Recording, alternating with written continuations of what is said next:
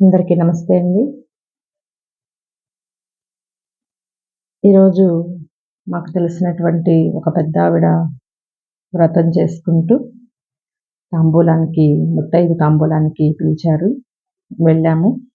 వెళ్ళగానే చక్కగా పసుపు, కుంకుమ, గంధం అన్నీ ఇచ్చి, తర్వాత ఇలా తోరం ఒకటి కుడి చేతికి ధరింపజేశారు.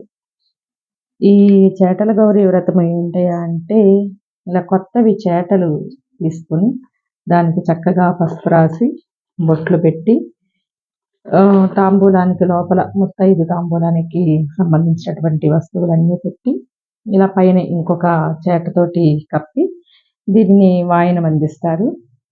ఈ వాయనం ఇచ్చేటువంటి ఈ వ్రతం చేసుకున్నటువంటి స్త్రీలు ఎవరైతే ఉన్నారో వాళ్ళు ఏంటంటే, తమ యొక్క సౌభాగ్యం కలకాలం ఉండాలి, ముత్తైదుగా స్త్రీ జీవితాన్ని ముగించాలి అని చెప్పి అనుకునేటువంటి ఆ కోరికతోటి ఈ వ్రతం చేశారు. దీనిలో మనకు ముత్తైదు తాంబూలంలో ఏమేమి పెట్టారు అంటే, పండు, వక్కలు, ఆకులు, అలానే ఇవి పచ్చి కుడుములు చిన్న చిన్న ఉండలు చేసి ప్యాకింగ్ చేశారు. అవన్నీ కలిసిపోయి మనకి చలివిళ్ళలా కనిపిస్తూ ఉన్నాయి.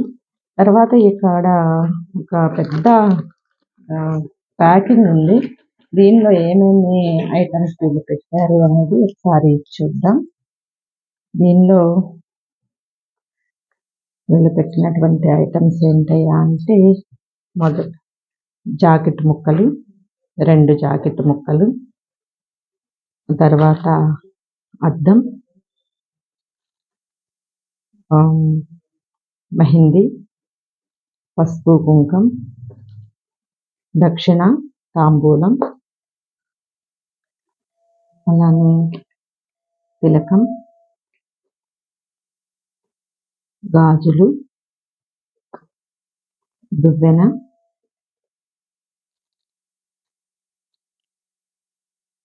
పరిమళం అంటే అమ్మవారికి సుగంధం పరిమళాలంటే ఇష్టం కాబట్టి అమ్మవారి పూజలో ఎప్పుడైనా సరే సుగంధ పరిమళాలు అంటే మంచి వాసన వచ్చేటువంటి వాటిని ఇస్తూ ఉంటారు.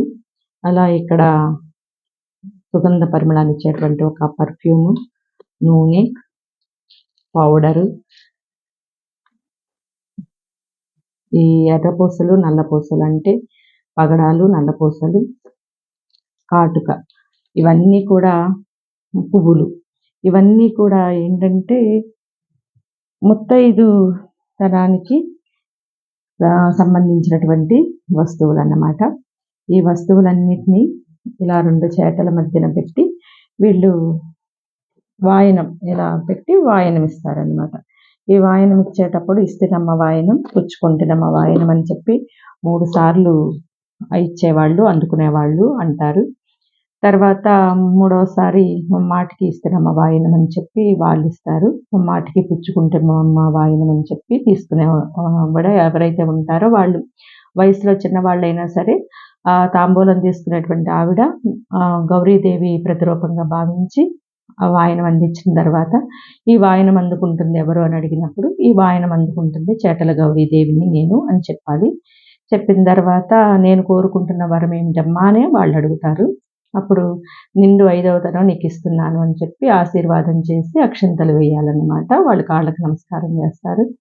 ఇందులో పెద్దవాళ్ళైనా సరే చిన్నవాళ్ళకి కాళ్ళకి నమస్కారం చేసే సాంప్రదాయం. ఎందుకు అంటే ఇక్కడ మనిషిని ఒక వరసలతోటి, పేర్లతోటి కాకుండా ఏదైతే ముత్తైదువుగా వచ్చినటువంటి ఆవిడ ఉన్నదో ఆవిడని గౌరీదేవిగా భావిస్తారు కాబట్టి గౌరీదేవి చేత అక్షతలు వేయించుకుంటారు. ఇది ఈరోజు నేను వెళ్ళినటువంటి చేటల గౌరీ వ్రతం యొక్క వాయనం. అలా ఈరోజు ఇది 2వ వాయనం.